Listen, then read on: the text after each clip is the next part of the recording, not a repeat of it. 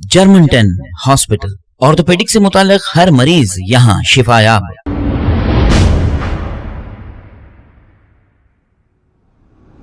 अस्सलाम वालेकुम नाजरीन, मैं हूं मोहम्मद अब्दुल हकीम। आइए देखते हैं आज का ये खबरनामा। नाजरीन, 5 रियासतों के इलेक्शंस हो चुके हैं। उत्तर प्रदेश, मणिपुर, गोवा, पंजाब और उत्तराखंड, इन 5 रियासतों में पोलिंग मुकम्मिल हो चुकी है और काउंटिंग भी हो चुकी है और रिजल्ट्स भी आ गए हैं। 4 रियासतों में बीजेपी इख्तिदार पर आ गई है। आप ये अच्छी तरह जानते हैं। यूपी, मणिपुर, गोवा और उत्तराखंड में भी बीजेपी आ चुकी है। पंजाब में आम आदमी पार्टी ने शानदार कामयाबी दर्ज कराई है। अब यूपी के इलेक्शंस में AIMIM पार्टी के सदर जनाब असदुद्दीन अवैसी साहब जलसों से मुखातिब हो रहे थे।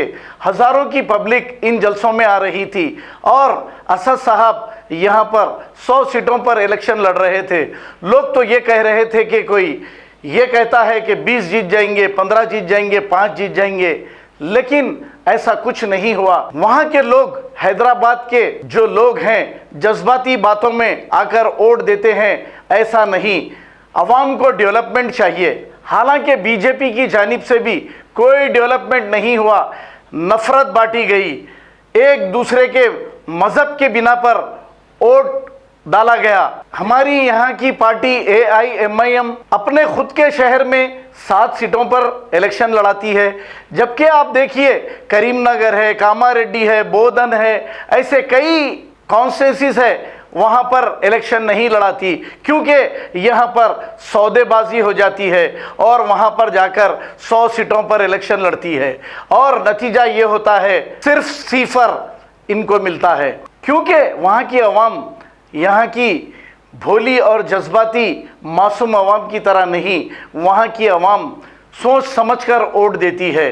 तो आपको भी चाहिए और जनाब असदुद्दीन अवैसी साहब को भी चाहिए कि बजाय नफरत बांटने के डेवलपमेंट की बात करें। इलेक्शन आजकल हिंदू मुस्लिम के नाम पर इलेक्शन हो रहा है, कोई डेवलपमेंट की बात ही नहीं करता है। कोई मंदिर की बात करता है तो कोई मस्जिद की बात करता है, डेवलपमेंट की तो बात कोई करता ही नहीं है। आपने देखा ये इलेक्शन किस तरीके से हुए।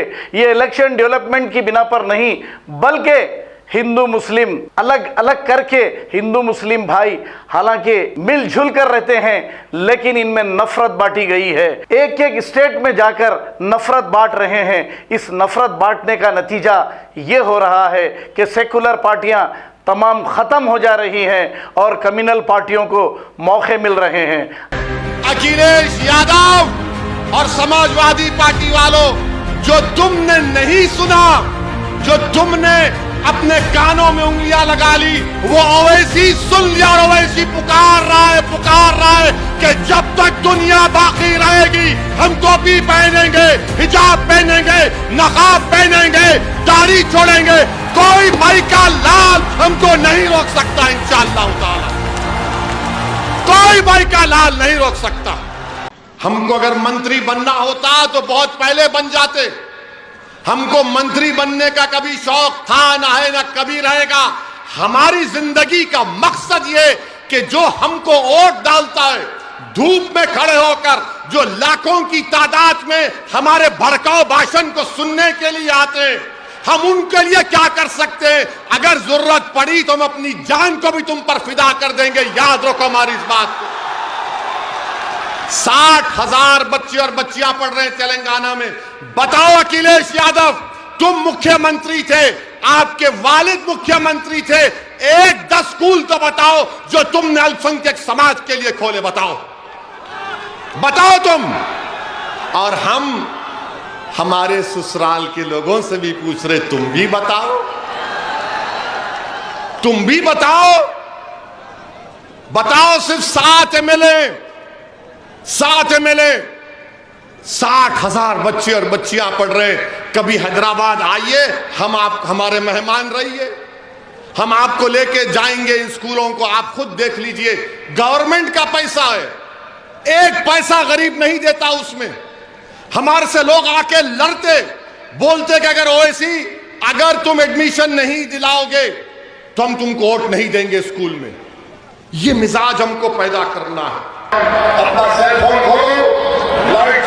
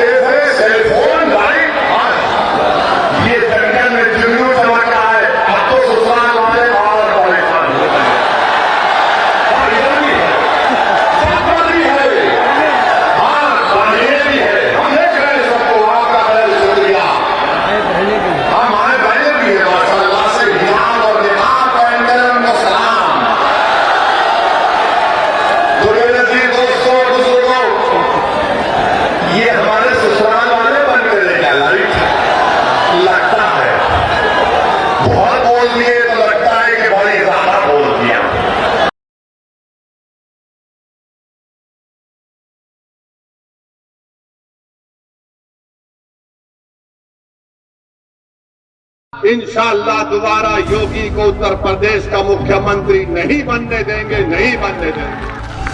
अगर हमारे हौसले बुलंद रहेंगे, मेहनत करेंगे तो सब कुछ होगा इंशाअल्लाह ताला। मगर हमारी कोशिश यही है कि दोबारा उत्तर प्रदेश में बीजेपी की सरकार ना बने। तेरा बाप आया। तेरा बाप आया। केंद्रीय मंत्री प्रोफेसर एसपी सिंह बघेल जी, जिला पंचायत अध्यक्ष अनिरुद्ध त्रिपाठी जी, विधानसभा के प्रभारी श्री राजेश द्विवेदी जी, जिलाध्यक्ष अपना दल है श्री सुनील पटेल जी, ब्लॉक प्रमुख श्रीमती अनीता गौतम जी, ब्लॉक प्रमुख प्रियंका बिंद जी, आशीष सिंह बघेल जी, दीपक पाठक जी, नगर पालिका अध्यक्ष अशोक जायसवाल जी और माननीय विधायक जनपद अमरोहा श्री राजीव तरारा जी और भारी संख्या में भदोही विधानसभा सीट से जुड़े हुए मेरे सभी उपस्थित भाइयों बहनों, मैं अपनी हस्तशिल्प के लिए विख्यात भदोही के सभी हस्तशिल्पियों का हृदय से अभिनंदन करता हूं और आप सभी भाइयों बहनों का भी हृदय से स्वागत करता हूं। भाइयों बहनों, 6 चरणों के चुनाव की प्रक्रिया पूरी करने के बाद 7वें चरण में आप सबका आह्वान करने के लिए आज मुझे भदोही जनपद में आना पड़ा है। याद करिए, 5 साल पहले भी मैं आया था, तब भी रविन्द्रनाथ त्रिपाठी के पक्ष में मैंने आपके लिए सभा की थी और मैंने तब आपसे कहा था कि भारतीय जनता पार्टी आपको आपकी पहचान दिलाएगी, भयमुक्त दंगा मुक्त प्रदेश देकर विकास की प्रक्रिया को आगे बढ़ाते हुए गरीब कल्याणकारी योजनाओं को मजबूती के साथ आगे बढ़ाने का कार्य भारतीय जनता पार्टी की सरकार करेगी। और आज मैं आपसे कह सकता हूं, भाइयों बहनों, भदोही के साथ मेरे सभी भाइयों बहनों, मुझे बताइए, क्या 2017 के पहले आपको बिजली मिलती थी? आज मिल रही है कि नहीं मिल रही है? बिजली देने में कोई भेदभाव तो नहीं होता है। कोरोना कालखंड में फ्री टेस्ट, फ्री उपचार, फ्री में वैक्सीन और सबको वैक्सीन ये प्रधानमंत्री मोदी जी के मार्गदर्शन में हुआ। आप मुझे बताइए कि वैक्सीन का पैसा तो नहीं लिया किसी ने? कितने लोगों ने वैक्सीन लगाया है? वैक्सीन का पैसा तो नहीं लगा है। याद करना, अगर सपा बसपा की सरकार होती, इस वैक्सीन को भी लोग मार्केट में ब्लैक कर देते। आप मुझे एक बात बताओ, कोरोना कालखंड में गरीबों को महीने में 2 बार राशन मिला है कि नहीं मिला है? दाल, तेल और नमक क्या 2017 के पहले भी मिलता था क्या?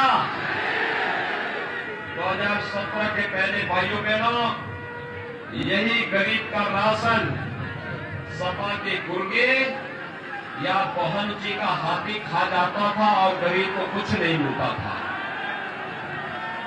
आज तो गरीब को मकान भी मिल रहा है, आज तो गरीब को शौचालय भी मिल रहा है, आज गरीब को विद्युत का कनेक्शन भी मिल रहा है, रसोई गैस का सिलेंडर भी मिल रहा है। और हमने तय किया है 10 मार्च के बाद जब सरकार बनेगी तो भाइयों बहनों, अगले 5 साल के अंदर हर दीपावली और होली पर उज्ज्वला योजना के लाभार्थियों को एक एक रसोई गैस का सिलेंडर भी फ्री में उपलब्ध करवाएंगे। बेटी की शादी के लिए कन्यादान की राशि को 51,000 से बढ़ाकर के 1 लाख करेंगे।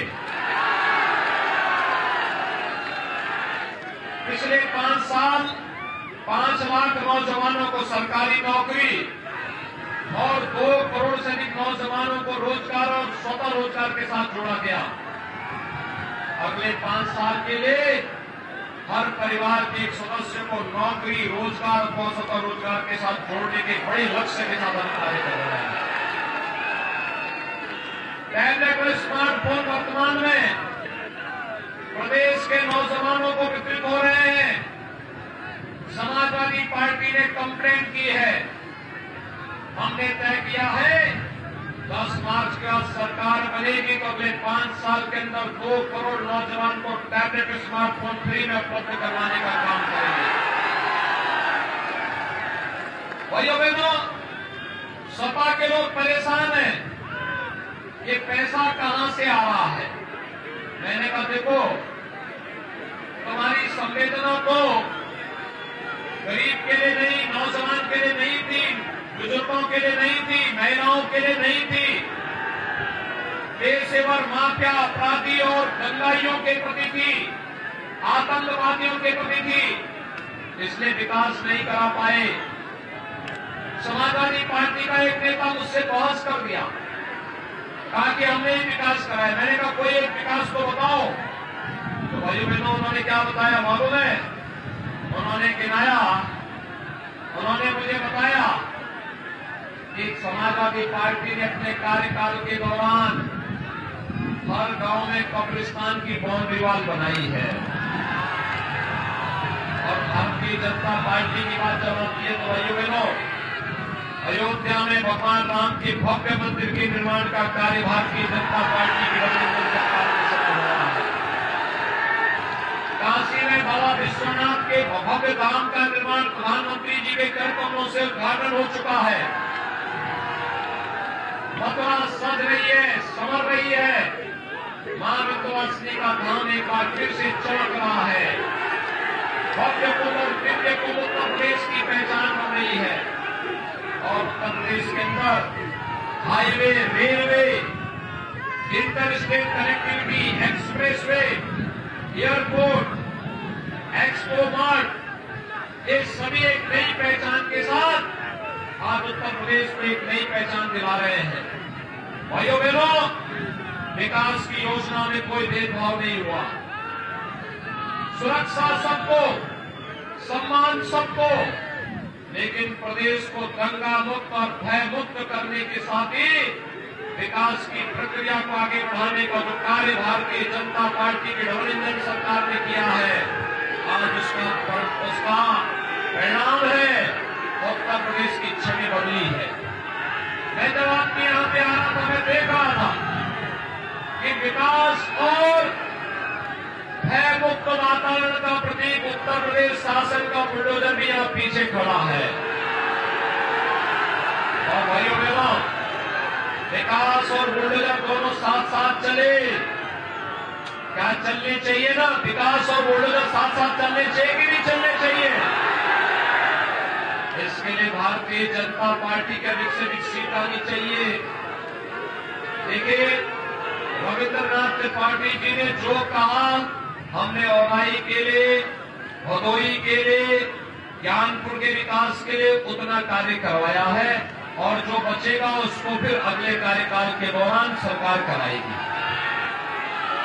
लेकिन मैं आपसे कहना चाहता हूं, एक दमदार सरकार के लिए ज्यादा विधायकों की आवश्यकता पड़ती है। आप दमदार सरकार चाहते हैं कि नहीं चाहते हैं? चाहते हैं। रविंद्रनाथ त्रिपाठी को भारी बहुमत से विजयी बना के भेजेंगे, गांव-गांव, घर-घर जाएंगे, एक एक मतदाता तक हमारे संदेश को पहुंचाएंगे और ये बोलेंगे ना कि भय मुक्त वातावरण के लिए, दंगा मुक्त वातावरण के लिए, विकास के कार्यक्रमों को आगे बढ़ाने के लिए और नौजवानों के रोजगार के लिए, अन्नदाता किसानों की खुशहाली के लिए, बेटियों की सुरक्षा के लिए, गरीबों के कल्याण के लिए भारतीय जनता पार्टी की डबल इंजन सरकार बननी आवश्यक है। इसको बताएंगे। 7 मार्च को सुबह 7 बजे से मतदान होना है, सभी को मालूम है ना। आज सायकाल प्रचार बंद हो जाएगा, ये भी जानते हैं ना। तो आप लोग अगले 24 घंटे घर घर जाकर के रविंद्रनाथ त्रिपाठी बनकर के कमल के चुनाव चिन्ह पर वोट मांगेंगे। भाइयों बहनों, रविंद्रनाथ त्रिपाठी को भारी बहुमत से विजयी बनाएंगे। शर्त एक, चुनाव के दिन पहले मतदान, फिर जलपान, पहले मतदान सभी लोग करेंगे। दोनों हाथ ला करके मेरे साथ बोलो, फिर दोनों हाथ ला करके भारत माता की, भारत माता की, भारत माता की।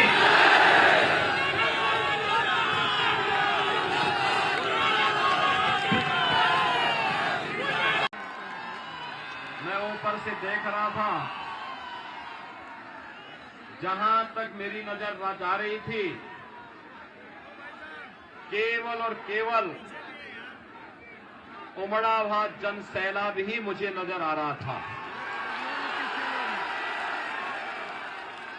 और एक इंजीनियर को विधायक बनाने के लिए जो उत्सुकता और जो उत्साह आपके मन में है, भाइयों बहनों, मैं विश्वास के साथ कह सकता हूं कि श्री प्रशांत सिंह एक योग्य इंजीनियर हैं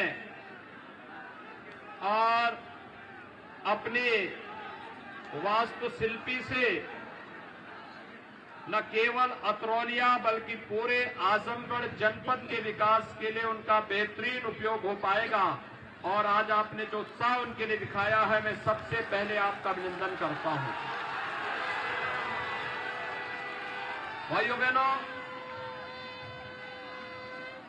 मैं यहां पर आजमगढ़ की धरती को प्रणाम करता हूं, क्योंकि यह ऋषि मुनियों की धरती है, यह क्रांतिकारियों की धरती है, यह इस देश के लिए बलिदान होने वाले भारत माता के उन सपूतों की धरती है, जिन्होंने देश की सीमाओं की रक्षा करते हुए अपने आप को बलिदान किया है। लेकिन भाइयों बहनों, समाजवादी पार्टी और बहुजन समाजवादी पार्टी ने अपने शासन काल के दौरान आजमगढ़ के नौजवानों के सामने पहचान का संकट खड़ा किया था। ये पहचान का संकट इस रूप में खड़ा किया था कि 2017 के पहले आजमगढ़ का नौजवान अगर देश के अंदर और दुनिया के अंदर किसी होटल में रूम लेने के लिए जाता था, आजमगढ़ के नाम पर उसे बाहर कर दिया जाता था। किसी धर्मशाला में जाता था, उसे रहने। जर्मनटन हॉस्पिटल ऑर्थोपेडिक से मुताल्लिक हर मरीज यहाँ शिफायाब। बैनुल-अक़वामी शोहरत याफ्ता और इनाम याफ्ता doctor Mir Jawad Jar Khan, senior orthopaedic surgeon, advance operation theatre, ICU, digital x ray, laboratory, physiotherapy, pharmacy, sharing और प्राइवेट रूम्स, लेडी डॉक्टर्स और डॉक्टर अर्जुमन सुल्ताना गैनकोलॉजिस्ट की खिदमात हासिल। वाजिबी फीस और मुकम्मल सहूलियात से हजारों मुतमईन। एम्बुलेंस से आरास्ता Germanten orthopaedic hospital, pillar number 150, Attapur, Hyderabad. खबर है शहर की, खबर है गाँव की, खबर है सारी दुनिया की। 7H न्यूज पसंद आए तो लाइक कीजिए, शेयर कीजिए और सब्सक्राइब करना ना भूले। 7H news.